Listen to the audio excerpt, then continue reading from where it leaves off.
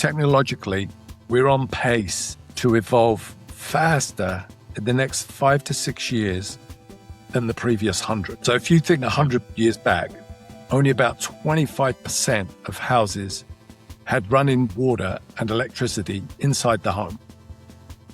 Okay?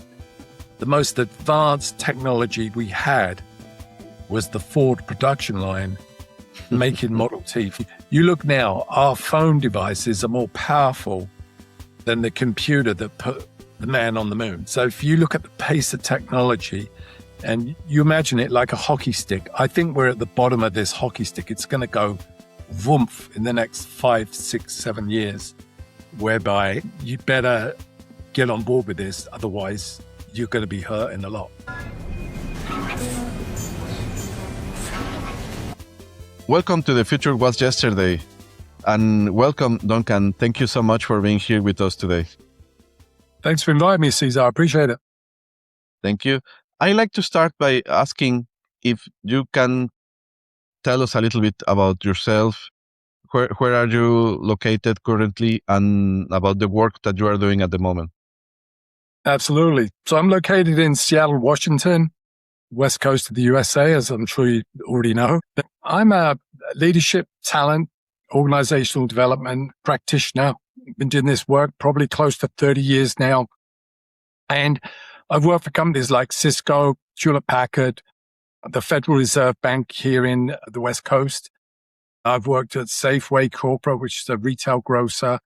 So just a lot of different kind of industries, different companies, different sizes, but all with one very common issue that I've seen through the years, which prompted me to write a book called Mind the Gap, which is about how organizations really need to turn to look at their people as people first rather than employees first. And by that, I mean, treat them as human beings with some respect, compassion, empathy. And so my work now really focuses on the book and kind of going about that kind of mantra of treating people as humans. It's very interesting and maybe a little bit how's the word serendipitous, the conversation today, because I myself had the chance to work a little bit on Seattle a few years ago. I'm a retired Navy officer, so I was doing a work for a shipyard outside Seattle, and the work culture was reverse culture shock for me at that time, because it was great. It just this simple thing, as you were saying, that treat your people as humans. And we had several instances that the shipyard owner talked with the employees, with the workers, sit with them at the lunch table, had a barbecue together on Friday. I think the biggest culture shock for us was the honor shop, that you could have your chips and sodas and take it. Nobody's supervising, just paid what is correct. And everyone was super happy working there. Everyone was super productive. And I remember when we went back to Mexico, we, of course, came with things that we liked and that we tried to implement in our work, in our day-to-day. Some things works great. Some things, maybe there are cultural differences that don't make it so easy. But I must tell that I was very surprised, presently surprised. I don't know if it's a mindset from the region, because I work in other places in the US and it wasn't exactly my experience. So I think it's amazing. Even some of the people, and please don't take this the bad way, but some of the guys, they were saying that maybe people in Seattle is almost too Canadian for the. Maybe. No, but I think there's good and bad everywhere you go, Cesar. My experience, and I've worked across Europe. I'm from England originally. I've worked in Germany and Central Europe. and here in the States and all across the States, East Coast, West Coast, in the middle. My experience is that you get glimpses of good and bad wherever you go. And it comes down to individual leadership and management, and sometimes the philosophy of the organization that is really truly lived rather than just being a placard on the wall that says, we look at people as our most important asset. And so they point to the placard and say, look, it's in writing, it must be true. And as we both know, that it isn't true. And I think it's a mindset and a kind of philosophy that is pushed down from senior leadership, but also pushed up from the trenches so that you kind of meet in the middle somewhere. Because if you think about it, if leadership sets the tone, people in the trenches start to see these things, then they'll start giving discretionary effort. They'll start to be more respectful. They use the honor system, to your point. And what happens is that gap starts to close because they're being treated like people, like human beings, instead of like a commodity, an asset. Yeah, absolutely. And in that regard, I wanted to ask you, based on your experience, because I totally understand. Notice the leadership set the I wouldn't like to say the mindset, but set the mood for the work and environment. But how can the leader resist or fight the urges of the market or the conventional wisdom, let's say, from from very corporate oriented, KPI driven kind of mentality to something more human-centric? Yeah, and I don't think you can, obviously you can't change market forces, the environment. Sometimes, you are part of the corporate culture, so you don't get to set the direction. But what you can do, I think, is start to treat people like human beings. Have aspirational conversations with your employees, such as, where do you see yourself in a couple of years? Where are we today versus where you want to be? Help me craft the roadmap with you to get there, and keep having those conversations. And to me, coaching is such an undervalued tool, because if you think about it, you can coach every day. You can coach every minute of every day if you want to. And not that you should, but you could, right? But you can only send someone to a workshop where that workshop has a finite beginning and end. So the learning or whatever happens in the workshop, it may stick or it may not. You don't know. But if you're coaching someone and they get to the sense that you care about them, and you are treating them with humanity, with respect, then they're going to feel better about themselves. They're going to perform better because they don't feel the pressure of being treated like an asset. And am I still going to have a job tomorrow when things get tough? And, the underbelly of the organization is such that it reveals itself in times of tremendous change. So, for example, if you look at AI, and we know AI is going to influence the workforce pretty dramatically. So my point is that AI is going to reveal to everyone what their corporate culture really is. Because if you think about it, the human-centric organization is going to look at AI and say, I wonder how we might better empower our people to be more effective using AI, right? The company that is a bit more cutthroat, that looks at their employees as just assets to the organization and disposable assets, will look at AI and say, who can we replace with AI? Massive difference. And also, like I say, it reveals what the corporate culture really is. When you peel everything back, are you human-centric? Do you value people and the employees? Do you treat them with respect? Because if you think about it, AI doesn't have a beating heart. It doesn't have empathy. It doesn't have compassion. all the ways we connect as humans. So as a people manager, this is the time when you should be connecting with your people even more. And I think the fallacy is that, well, AI can do everything. You can have a coaching conversation with AI. Yeah, you can. But can AI really understand and connect with you like a human can? I don't think it can. And maybe that's coming in 50 years. Who knows? But I think to your question is we can reach back to connect on a human level, no matter what's going on in the world or in the organization. It doesn't stop us being kind to our employees, to take an interest, to care about them, to help them in their career. Hi, this episode is brought to you by Sala. Building for the future shouldn't feel overwhelming.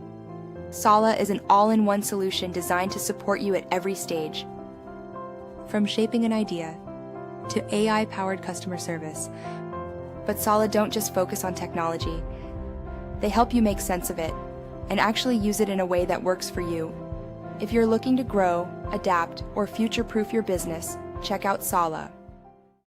In one of the previous guests of the show once told me that he's studying organization structures that facilitate the adoption of AI, and he was telling here in the show that probably the most effective organizational structure to AI adoption is the horizontal, or at least if it's more horizontal than vertical, because according to him, in a horizontal organization, you are eliminating, if I remember correctly, fear barriers to talk with the other people in the organization because they are in the same level as you know. And Yeah. if we'll be in a vertical organization that it's maybe relying too much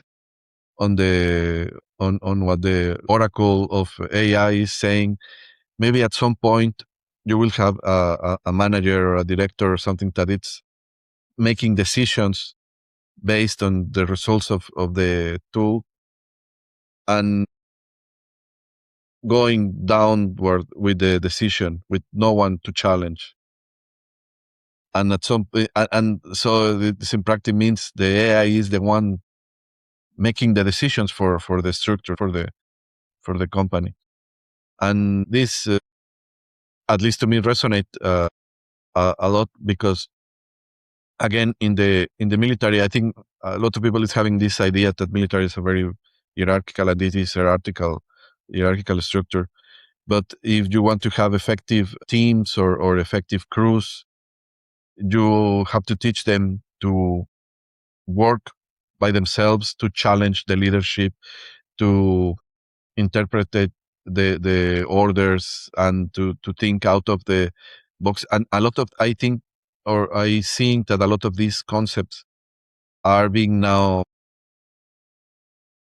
accepted or discovered in the work environment as a very human-centric approach.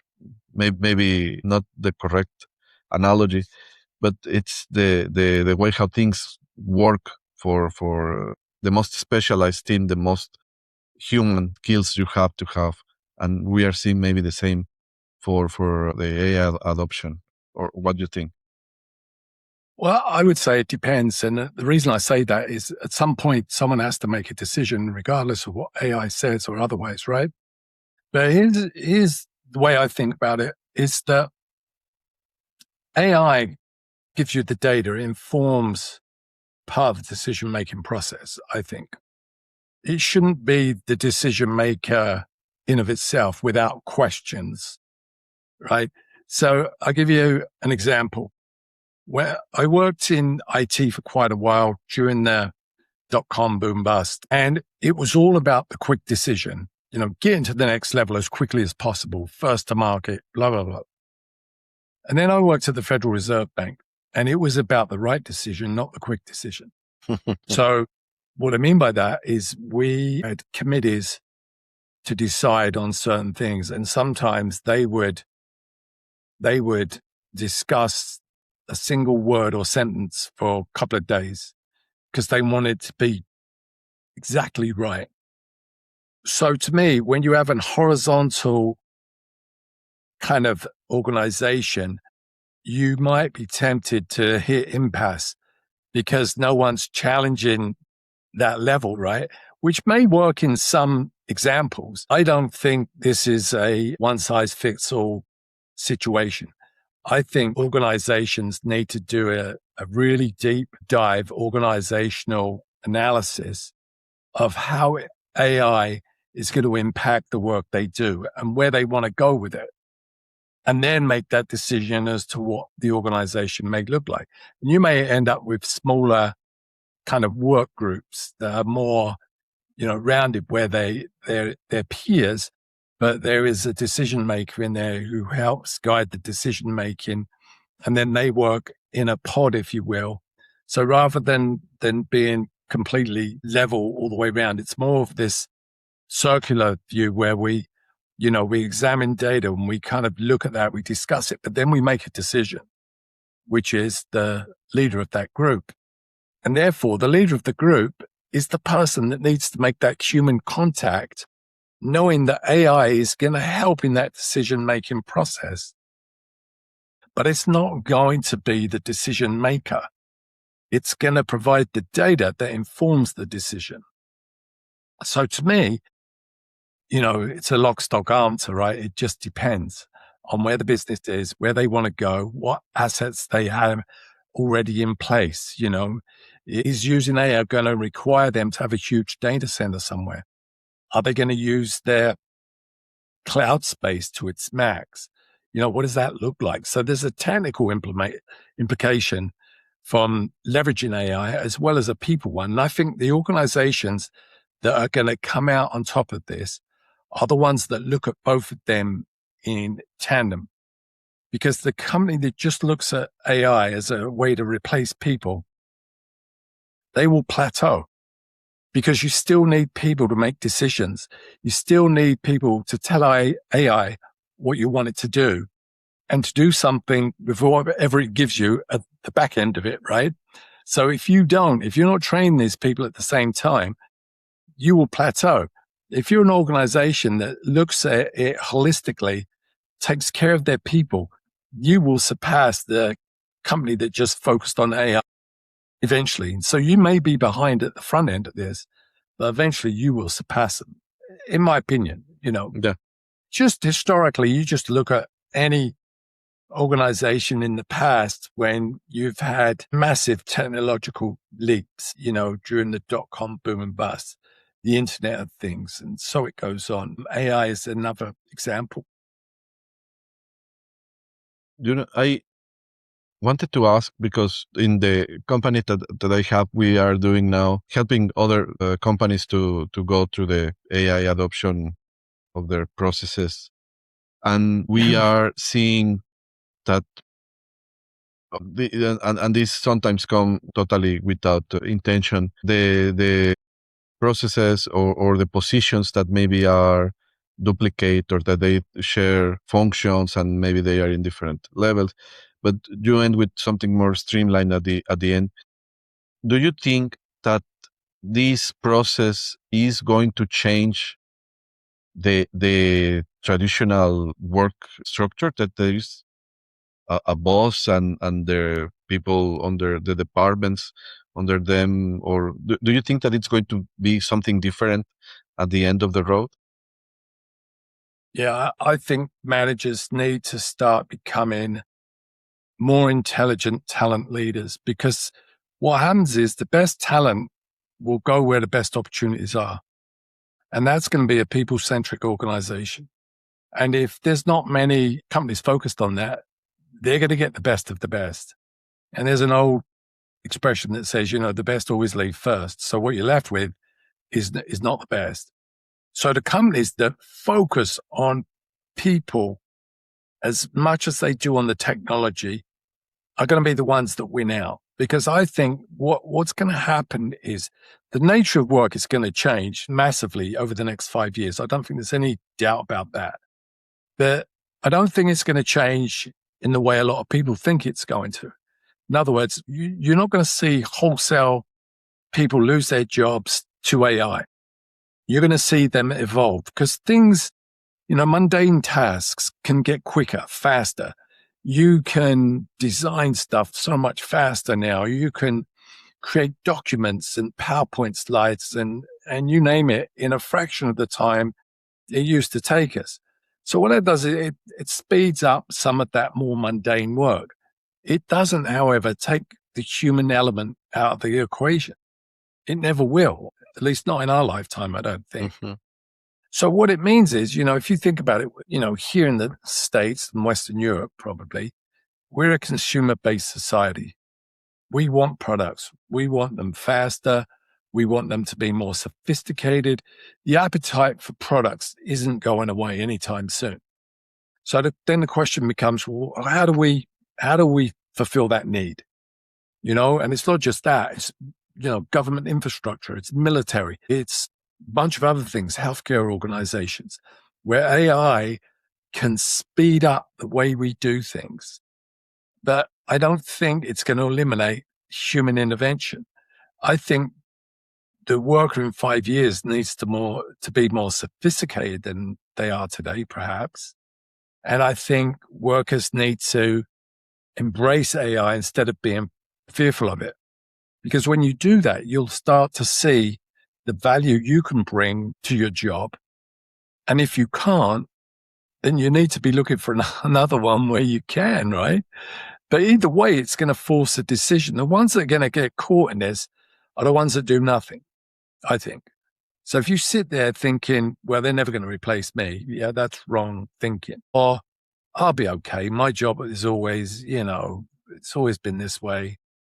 Every job is going to change by nature, in my opinion, because you look at the pace of AI today. I was reading, Cesar, I was reading an article a few days back, and it was making the point that technologically, we're on pace to evolve faster in the next 5 to 6 years than the previous 100. So if you think 100 years back, only about 25% of houses had running water and electricity inside the home. Okay? The most advanced technology we had was the Ford production line making Model T Fords. So you look now, our phone devices are more powerful than the computer that put the man on the moon. So if you look at the pace of technology and you imagine it like a hockey stick, I think we're at the bottom of this hockey stick. It's going to go woomph in the next 5, 6, 7 years, whereby you better get on board with this. Otherwise, you're going to be hurting a lot. Yeah, that's mine. Absolutely. And for good or worse, I think this goes directly to the unfortunately or fortunately, depending or where you are on which end of the stick, to the education system. And I think, and this is a theory of myself, the entrepreneurship or the entrepreneurial mindset that you have, for educate yourself, be further than what you get from the school, take advantages, as you were saying, about mentorship and coaching from your bosses, your employers, and take awareness, being aware of what is happening and start building with all those elements.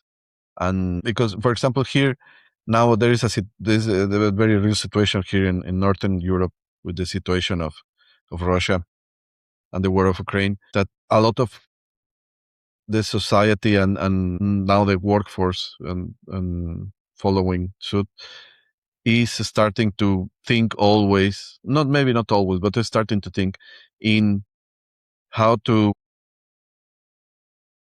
work, how to exist in normal situation and in case of emergency situation. So now it's It's starting to search or seeing more the use of dual use of resources for the companies or the I don't know the everything that we have here. It's is going to be useful just for this situation, or is going how we are going to continue working or surviving or whatever we are doing in case of something happen. And Yeah.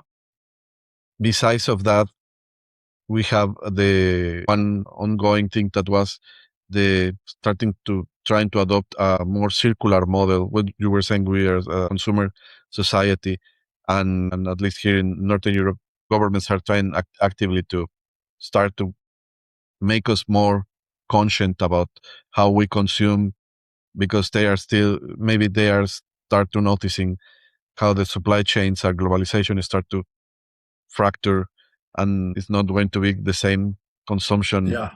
opportunities that were before. So start to how to reuse the things that we already have. And now on top of that, we have AI. So it's a lot of things in a very short period of time, in my opinion, that push you to being updated and educate yourself and being aware, if maybe you are not doing it, but at least being aware that this situation exists, and if the opportunity arise, be better prepared to take action. No. Yeah, and the thing that you bring up here, Cesar, is we're in a very unique space in time. And I'm talking about Western Europe, United States, Canada, in that you've got the advent of technology, specifically AI. You got 5 generations working in the workplace side by side. You got people staying in the workforce longer because they can, and they, for some people, they like their work and, they don't want to retire earlier. For other people, that it's through necessity because of the financial crisis back in 2008 to 10 to 11. But regardless, there's also a healthcare crisis because people are living longer. So, you got all these dynamics going on, which changes everything, right?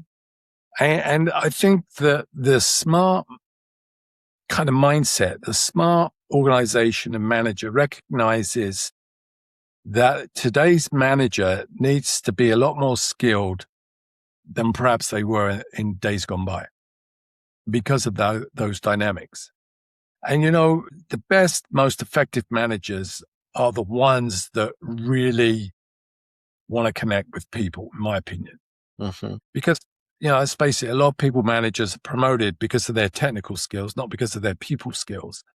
And that creates a problem right from the get-go because people tend to kind of lean into what's made them successful. So if you've been a successful successful technical person, you're going to use the same approach with people.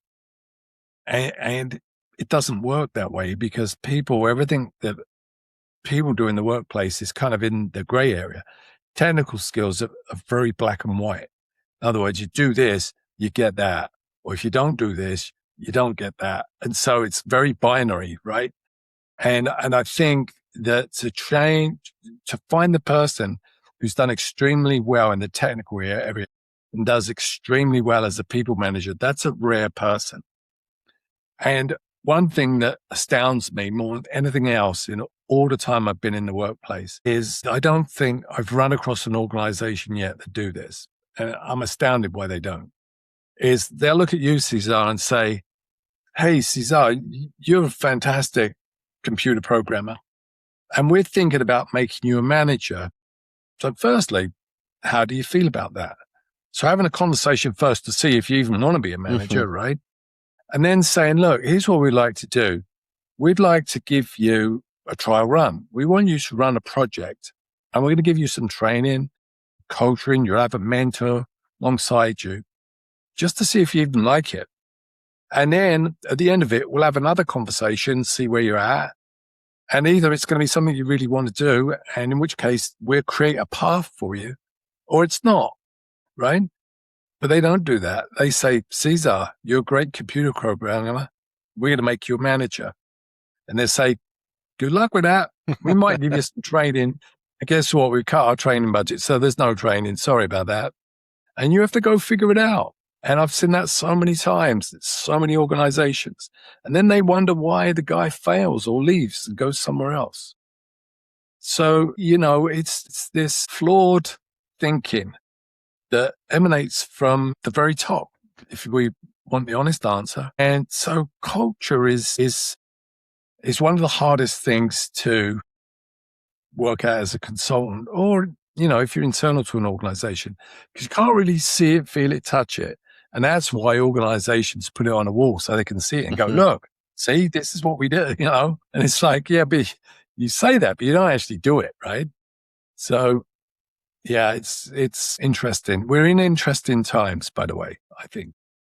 I want to ask you a sci-fi question, if I may. Yeah, go for it. Once a founder told me this, and now I would like to hear your opinion. He told me that if robots, the humanoid robot, eventually will cost $20,000 to buy a humanoid robot with capacities of a person.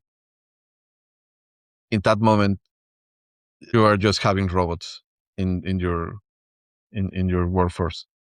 Do you agree that if that is the case, a robot, humanoid robot, capacities as a person costs like a car, people will choose to have that instead of hiring a person?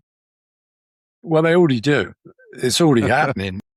It depends what the job is. I mean, I'll give you an example. I worked at for a retail grocer, and they had a logistics center where all of their product for distribution was centered. And then there was about 500 employees there. And what they did is they loaded the containers up that were delivered then to the stores. So, a container might deliver to 4 or 5 stores, say, for example. Well, I was in a project, and this was back in 2008, I want to say it was, around that time frame, 27, 28. And what the project was is they wanted to, firstly, they worked all the cubic capacity of the container out before they loaded it all manually by hand. And then they said, all right, this store is being delivered last, so it gets loaded first. Makes sense, right? The store that you're going to deliver to first needs to be at the, front of the container. So when you open the door, you're delivering what they order. So anyway, this robotics program, what it did is it worked out the cubic capacity of the container. You fed in the information, what you wanted delivered to which store. And then the robot went and picked everything and loaded it into the container using every cubic inch that it could. And so that location had 550 employees, give or take. By the time this project was finished, they operated on about 45 people. Because you still needed humans to run the programs and do, a lot of the stuff, right?